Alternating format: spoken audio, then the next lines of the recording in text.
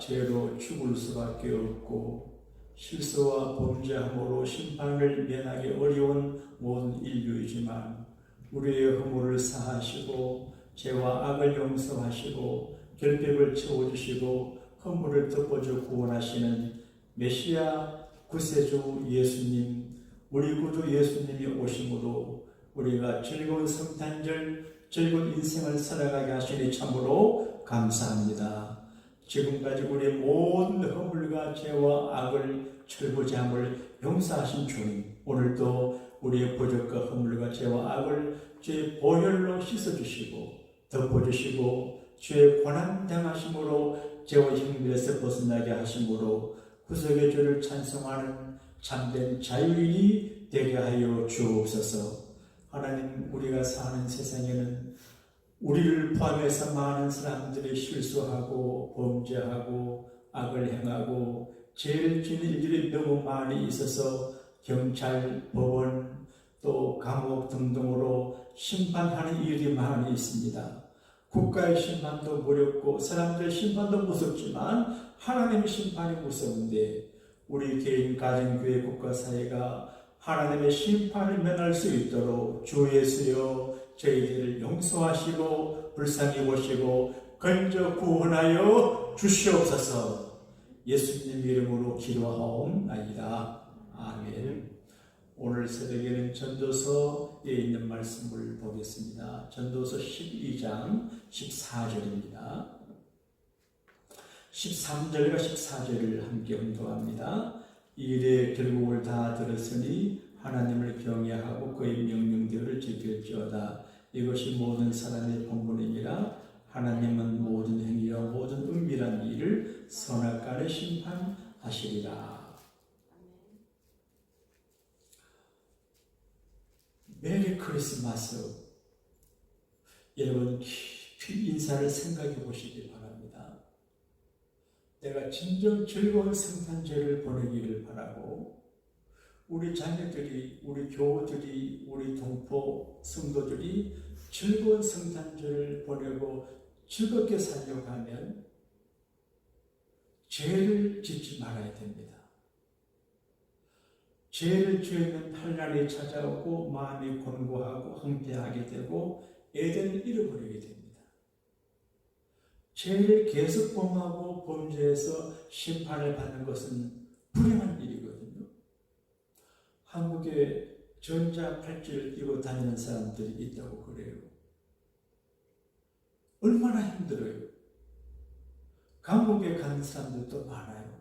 미국에는 감옥에 너무 가득 차서 웬만한 죄수를 그냥 보내준다고 그러대요. 그러니까 심판받을 일을 하는 사람들이 세상에 너무 많아요. 형법, 민법, 여러 가지 법으로 말이에요. 근데 심판을 받는다는 것은 절대로 행복한 일이 아니에요.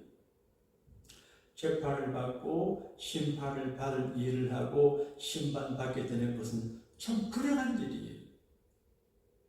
솔로몬은 지혜자예요. 잠언을 기록하고 아가서도 기록을 하고 인생의 허물을 노래하는 전도서를 기록하고 결론이 뭐냐? 하나님은 모든 행위와 모든 은밀한 일을 선악간에 심판하시리라. 이거예요. 자기가 영리하게 살아보니까 하나님은 이렇게 심판하신다. 자기를 심판하심을 경험하고 자기 가정을 심판하시는 걸 경험하고 자기 형을 하나님은 어떻게 심판하는 것을 이야기 들었습니다. 다윗이 우리야 아내 바사바를 죄해서 아기를 낳았는데 하나님이 그 아이의 생명을 거둬갔거든요. 이걸 나중에는 솔로몬이 알았을 거예요. 어쩌면 솔로몬은 내가 혹시 잘못하면 먼저 죽은 형처럼 내가 하나님께 심판을 받을까 긴장했는지도 몰라요. 그래서 경건하고 기도하고 의지하다가 하나님의 눈이 들어서 왕이 된 것 같은데 어쨌든 이 심판의 문제가 솔로몬의 젊을 때도 의식이 있었는 것 같고 임금이 되고 난 다음에는 좀 모르지만 더 늙고 말년에 하나님은 모든 것을 심판하시는데 은밀한 일까지 심판하신다. 이걸 깨달았습니다. 모든 걸 심판하시는데 사람들이 모르는 은밀한 일까지 심판하신다. 이 말의 결론은 무엇일까요? 하나님은 심판하시니까 심판받지 않도록 살아라. 그런 이야기예요. 예수님께서 말씀하시기를 소자 하나라도 실족해서 이제 실족하게 하는 사람은 차라리 연자 몇 달을 목에 메고 아주 죽는 게 낫다. 그렇게 말해요. 소자. 사람들이 큰 사람 앞에서는 예의를 갖춰요. 함부로 하지 않아요. 작다고 생각하는 사람들을 실직해. 이게 무시하는 거고 갑질하는 거거든요. 그러니까 늘 조심해서 하나님의 심판을 받지 아니하도록, 하나님의 재판을 받지 아니하도록 살아야 한다. 그런 말이죠. 하나님은 사랑의 하나님이시지만 그러나 심판하시는 하나님이세요. 히브리서 9장 21절에 한 번 죽는 것은 사람에게 정하신 것이고 그 후에는 심판이 있느니라. 대개 사람들은 내가 죽음이 끝나지 그렇게 해요. 그리고 보통 형법과 이제 국가고 그 사람의 죽음은 그 사람에 관한 모든 게 소멸돼요. 근데 죽어서 국가적인 심판이 소멸되고 끝나지만 하나님은 그러지 않아요. 오늘 히브리서 가는데 한 번 죽는 것은 사람에게 정하신 것이고 죽고 난 다음에 심판이 있다는 거지. 살아서도 심판을 받고 죽어서도 심판을 받아요.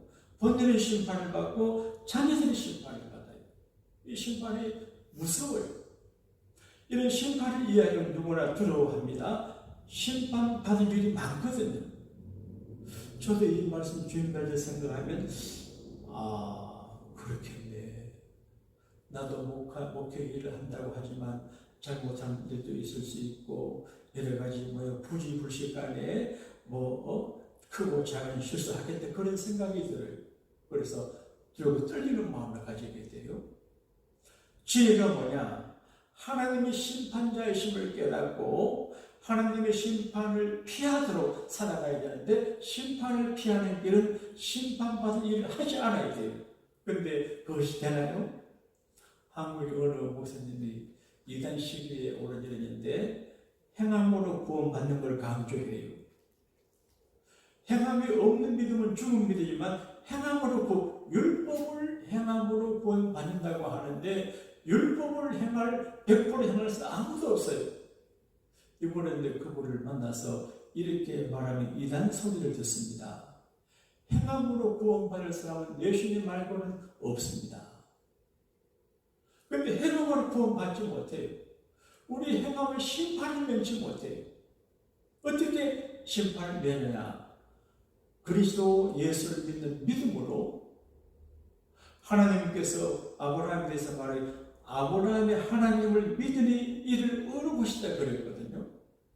우리가 하나님 아들 예수 그리스도를 믿고 보내신 자 하나님 믿을 때 그 믿음이 우리를 심판을 면하게 하거든요. 요한복음 5장에 보게 되면 하나님께 보내신 자를 믿는 자는 심판에 이르지 아니하나니 사방에서 생명을 옮겼다 그렇게 말하거든요. 그러니까 우리가 의로 구원받을 수 아무도 없어요. 왜 성탄절이 메리 크리스마스가 되냐? 우리가 심판받고 형벌받고 저주받을 만한 일이 많이 있음에도 불구하고 구세주 메시아를 믿고 그 앞에 죄를 고백하고 회개하면 주님이 우리 죄를 동에서에서 뭔가처럼 멀어지게 하고 흰 양털처럼 그렇게 깨끗하게 해주시는 것을 말씀해 주거든요. 메리 크리스마스 어떻게 하냐? 심판받을 일을 행하지 아니하고 심판받을 일이 있어도 회개하고 죄를 사함받음으로 우리가 참된 즐거움을 경험하게 됩니다. 제가 어린 시절에 구석의 큰 기쁨을 경험한 적이 있습니다. 중학교 때인 것 같은데 어린 내가 무슨 죄가 있겠어요? 큰 죄가 어디 있겠습니까? 교회 다니고 하는데 근데 어느 날 기도하다가 은혜를 받고 성령의 불을 받을 때 성령의 불을 받기 전에 내가 죄인이구나를 깊이 깨닫게 돼요.